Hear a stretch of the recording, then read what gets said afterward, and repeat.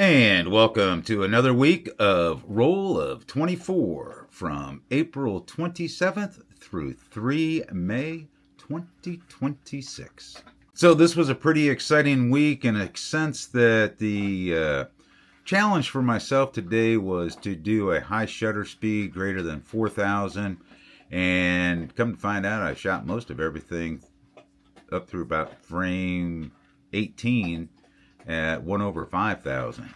So all the settings are pretty much the same once we get into them throughout. I used the Canon 100 to 500 on the R6 Mark II. Got this thing tightened down. So a lot of the images were done out at 500 millimeters. I did not put the extender on, even though it was sunny. I wanted to keep the f-stop down to 7.1 throughout. So a lot of interesting images for this week. Some of the images for this week is I got some birds out at the Union Grove Wildlife Management Area.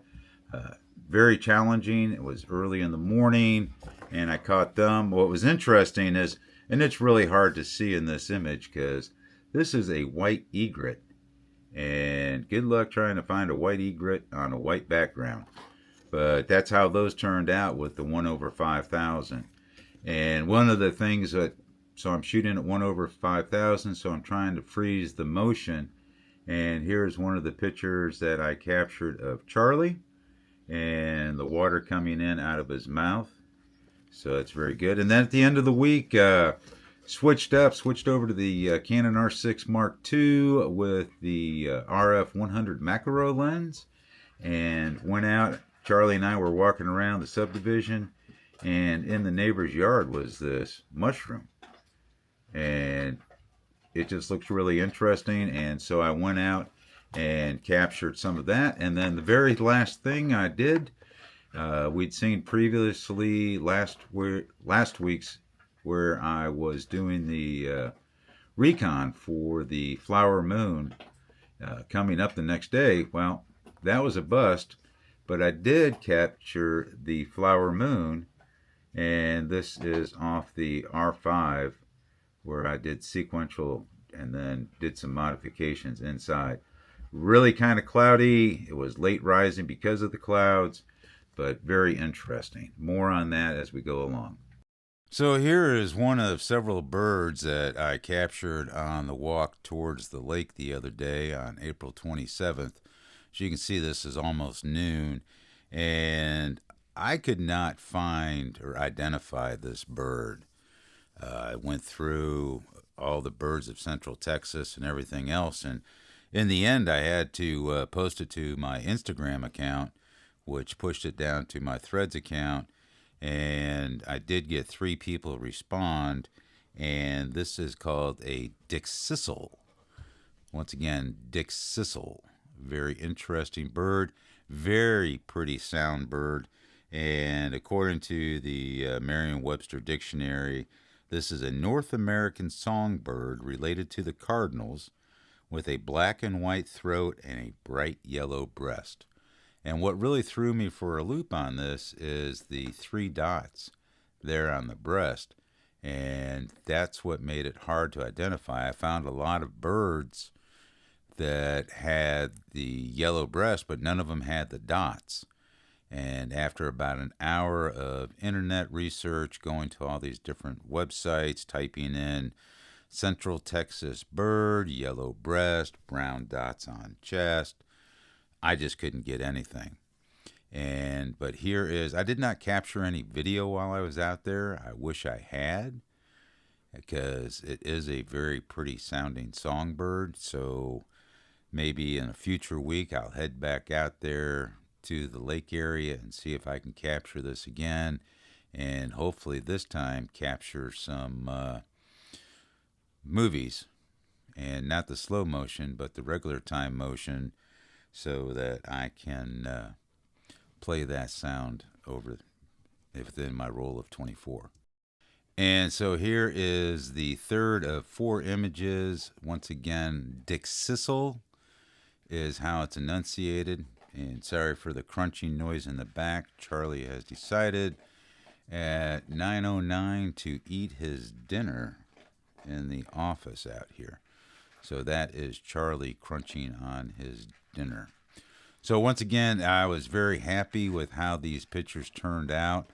I was using, once again, the 1/500, and I was at 500 millimeters at 7.1, 1/5000. And I had the camera set to auto ISO, and it selected 2500. Did some denoising inside of Lightroom, and a lot of good detail. Not sure if I could have done better if I had the 1.4 extender on. Next time I go out, I'm going to take the 200 to 800 with me. And here is the last of the 4 images of the Dickcissel.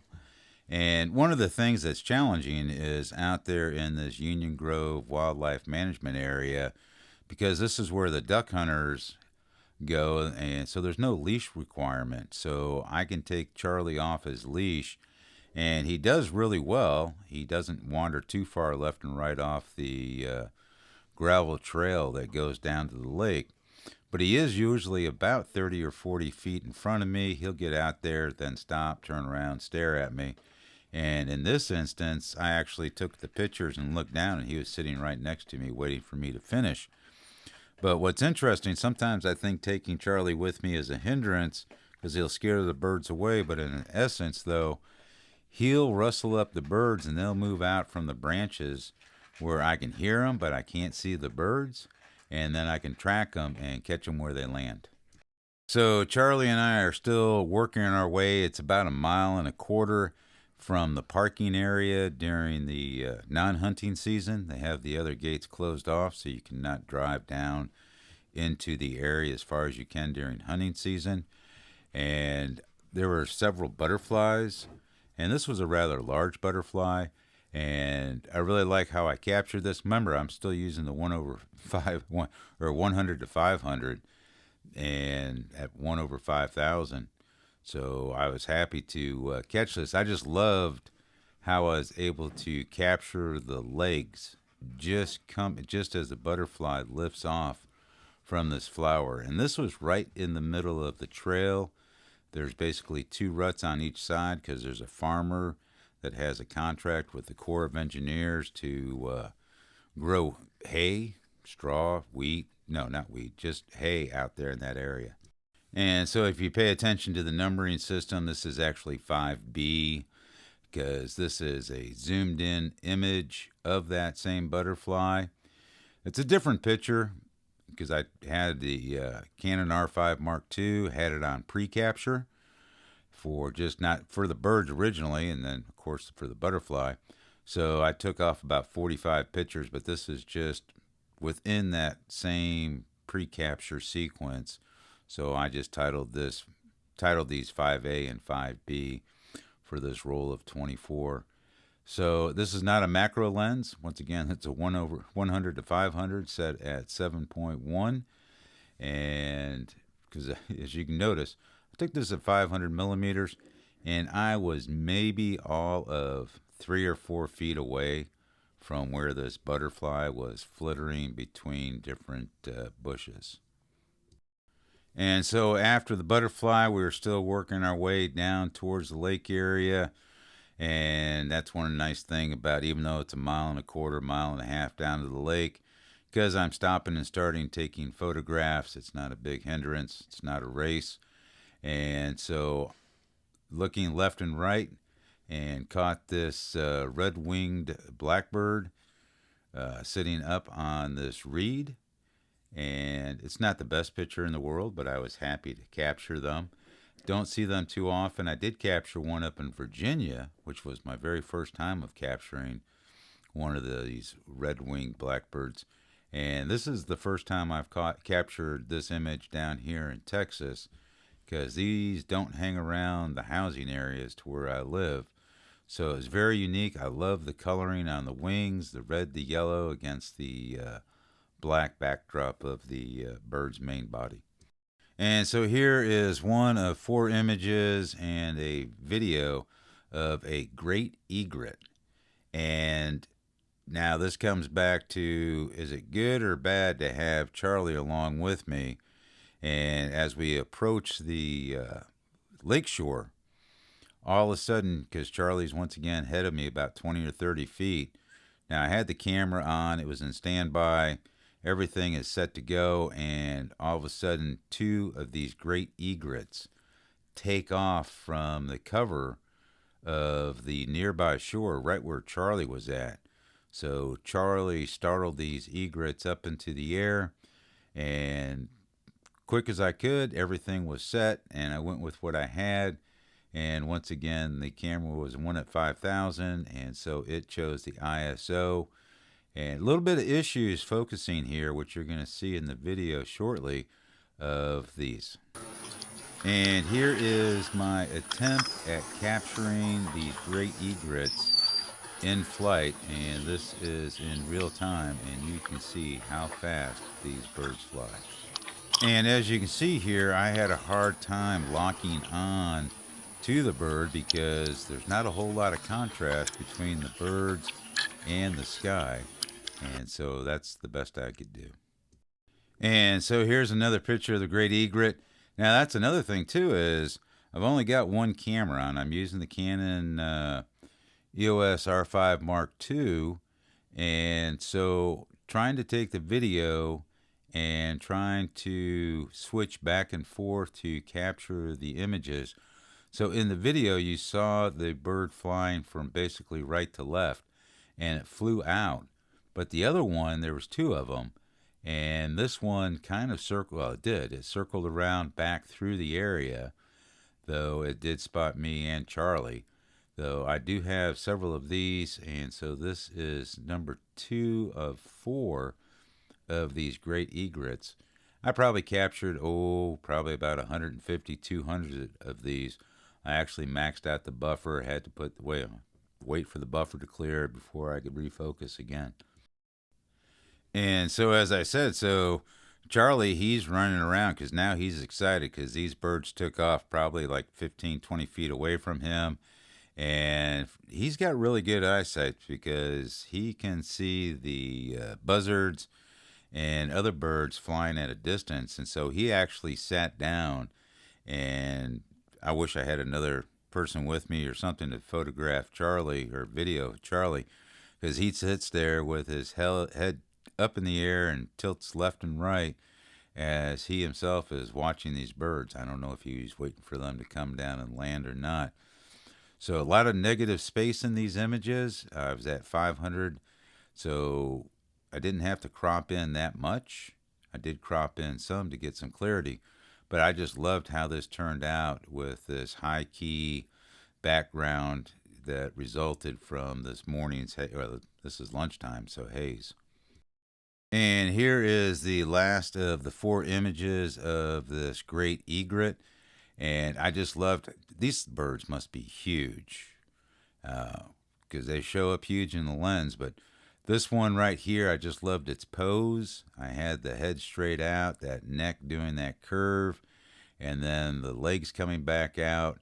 And at 1/5,000, I can't tell if I froze everything for the feathers or not because the sun is coming down. This is at 12:09 in the afternoon on a clear day. So, but just to me, it was beautiful. I'd never captured a great egret before, especially I've seen them, but at a distance, and to have them just fly around right into and out of the camera's range, it was just an exciting moment for me. And so this is part of my purposeful pictures for the week. Once again, I set myself out for a challenge every week to do something different and unique. And if it wasn't for these challenges, I probably would have never, I would have gone out for the birds, but I would never have thought to do this aspect with Charlie. And he just had a field day having the opportunity posing for me. He spent about 2 hours running up and down the shoreline area because there's an old road for construction when they built this Stillhouse Hollow Lake and the Stillhouse Hollow Dam. And so the water, you can go probably about 400 or 500 feet out, and the water only gets up to about 6 inches. And Charlie was just having a field day playing in and out of the water. So Charlie is just so funny. He'd been running around, and all of a sudden he stopped, and he just sat down right in the lake. So one of the harder aspects with Charlie is he doesn't fetch a stick. But what happened here is he had found a piece of driftwood, which you're going to see a video shortly of, and he drug it over to where the camera bag is at up on the shoreline. And he sat down, and then he decided, he turned around, and I was sitting on a three-legged stool out there in the water, probably up to my ankles, a little bit higher. And he dropped the stick, stared at it for a while, and turned around and came just charging back straight into the water. No coaxing at all from me. This was just him doing his own thing. You can see the brown off the right-hand side as we look, left-hand side of his body, that's his leash. I do have the leash on there just in case somebody does show up. But he was just hauling butt to me. And while that image of him hauling and running towards me, I think this one has a lot of character to it. And I love how I was able to capture the water coming off of his muzzle, but just his look staring back towards me out there at the camera is like, what are you doing? Are you taking a picture of me? Okay.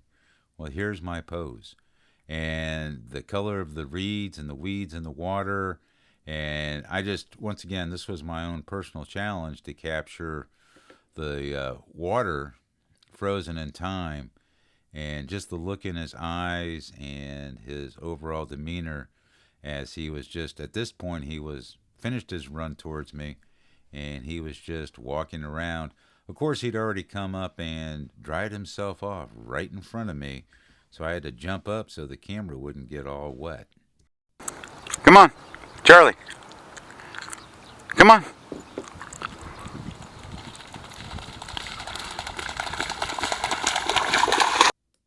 So in that short video clip, I did finally figure out how to turn stabilization on inside the software that I use to create these videos, because holding up a 100 to 500, when you extend that thing out, it's really unwieldy, and not knowing when he's going to do something, it gets a little tiring in the upper shoulders.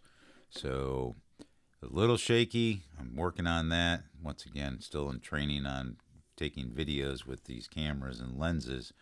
But here is another image of Charlie. And once at this point, because I'm down lower, I'm sitting down in a stool. Once again, just right above. The camera's probably about 2 or 3 feet above the level of the water. So I really got some level shots here straight on with Charlie while he played in the water. Just a fun morning we had.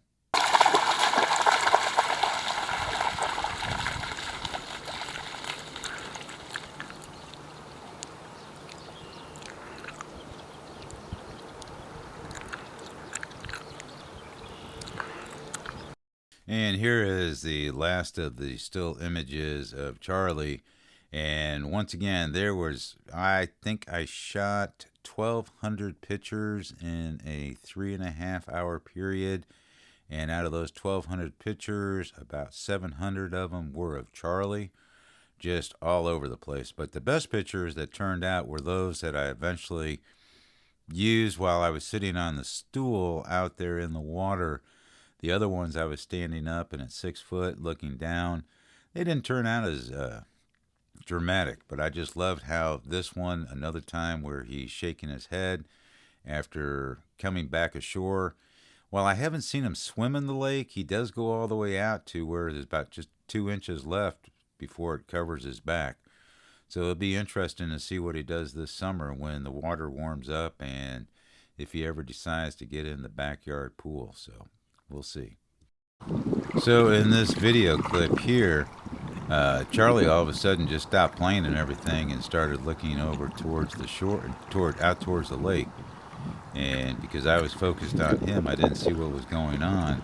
And even though I turned the stabilization on inside the software, I don't think it's doing a very good job. But this was what Charlie was staring at as they came near our shore area. And come to realize, after that picture of the boat and stuff, Charlie and I were heading back out. And I looked down at the camera settings, and I realized now why that video was so shaky is I had been doing, I had the tripod previously, or the camera previously on the tripod, and so I had turned the stabilization off. And so all these pictures of Charlie in the water and everything else was with the lens stabilization turned off. And maybe that is why they are so shaky. But here is an eastern meadowlark, and I only got one picture for this bird. And the reason why is because I still had the 2-second timer turned on. And so when I clicked the button, I'm like, how come I didn't take pictures? And the next thing I know is beep, beep, beep, click. And by the time I refixed that, the bird was gone. And here is one more image of that Dickcissel. And this was on the walk back. I only caught this one opportunity and really only got this one picture. And it wasn't doing any singing or anything, but it didn't fly away when Charlie was up there near it. And so it was just a target of opportunity. I saw it after taking the picture of the eastern meadowlark. And after this image right here, this bird, that was the last bird we saw on the remaining almost mile-long walk back to the parking area. While we could hear a bunch of birds, and Charlie rustled up maybe one or two, but when they took off from right to left or left to right, and then they went straight into the trees. There was no more opportunities where they were sitting out open like this in order for me to capture them. So image 18 and 19 are some macro work. I have X's up there for the mushrooms because I put this into Chat GPT and they said that they could not identify wild mushrooms, and it gave a whole laundry list of stuff, and it wanted like 5 or 6 different pictures, but you only get 4 pictures a day under the free Chat GPT submission process. So we're just going to leave this as the quadruple X mushroom. And we found this that morning. So this was at 12:58 in the afternoon, but Charlie and I had found that in the morning in neighbor's yard 1 street over. And so I'd seen it, and so we got back home, did some other things, and then I grabbed up the Canon R6 Mark II with the 100 millimeter macro f2.8, and we went back out, got the little tripod, and so I've got Charlie on a leash, and I'm on the sidewalk. My tripod's in the neighbor's yard, and thank goodness it was during the time of day where everybody was off at work. And so you see this one was done at 1:11. So it took me some time between the two pictures to get set up, and I was doing the macro in-camera stacking. So I had it set up at 5.6. I think I had the increment set at 4, and I was doing 25 pictures at a time, and I took maybe 7 or 8 series of images, and each one of those series takes me about 10 to 15 minutes to process to determine if the picture is worth keeping or not. So now we're up to April 30th. I guess I didn't go out on the 29th and capture any images, or if I did, I didn't keep any of them. So you can see that this is 6:34 in the evening, and we were getting a light rain, and my neighbors were outside, and they were covering up their little garden they have on their deck. And so I went inside, back into my office, grabbed up the camera, went out there, and the husband, Isaiah, saw me. And so I was like, all right, well, you can pose. And his wife, Lillian. And I just loved how I was able to capture this. It's 1/250 ISO 5000 because it was kind of dark. But I just loved how I was able to capture the raindrops, and while they're not circular, they're streaking. I've never been very successful at capturing raindrops, so I did love this one, and I actually printed it off and gave it to him. So now we're on Saturday, May 2nd for image 21, and this was our local elections. And so at a park near the election site, I was just wandering around while the lovely bride was talking to different people, and the street preacher was out there at this structure. And I had heard him. I had heard him from probably about 300-400 feet away, and I was just slowly walking towards him. He was nonstop. He must be breathing in through his nose and exhaling, because I did not really recognize him stopping and breathing in order to continue his sermon. But he was just straight up street preacher talking about everything and anything. And I kind of really wish now, I walked away and got back to the car, and I was like, I forgot to shoot B-roll. And so, not to be discouraged, Charlie and I went out to that location, as we noted last week in Rule of 24, to shoot the flower moon rising out there in Kempner, Texas. And this is what we ended up getting, was just nothing but solid clouds. And so after an hour, we left. And so this is where it gets interesting, is that Charlie and I left that location out there to shoot the flower moon near Kempner, and we get back home, and we're just doing stuff out in the outside office. Charlie and I put all the camera gear back away, and as you notice, this was done at 10:27, and the moonrise was set for 7:52. And so I'd kind of like, well, everything's done. But anyways, Charlie and I went out there to lock up the gate, lock up the office, and I looked up and the clouds had moved away. And I went back, put my head in the door, told lovely bride, I'm going to go out front and set up the cameras and capture something. Because once again, this was May 1st, May 2nd is actually what it says. And this was one of 2 full moons in the month of May.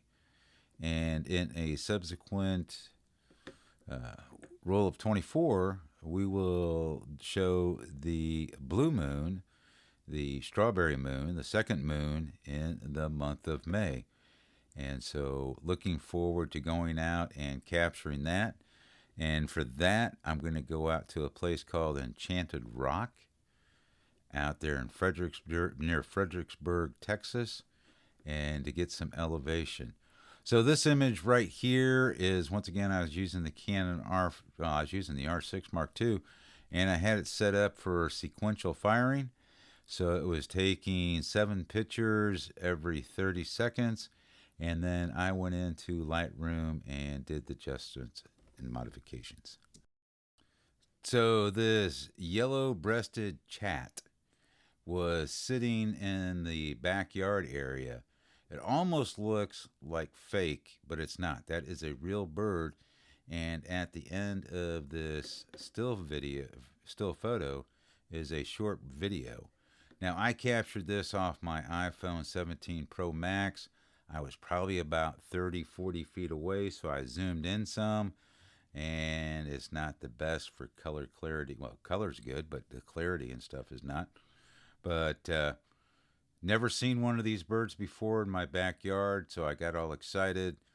Couldn't go to the office and grab a camera up, but I grabbed the phone, took this photo here in a 16:9 aspect ratio, and then I'm fiddling around, worried, and then I'm trying to capture the video, and I caught a 8-second video. Here it is.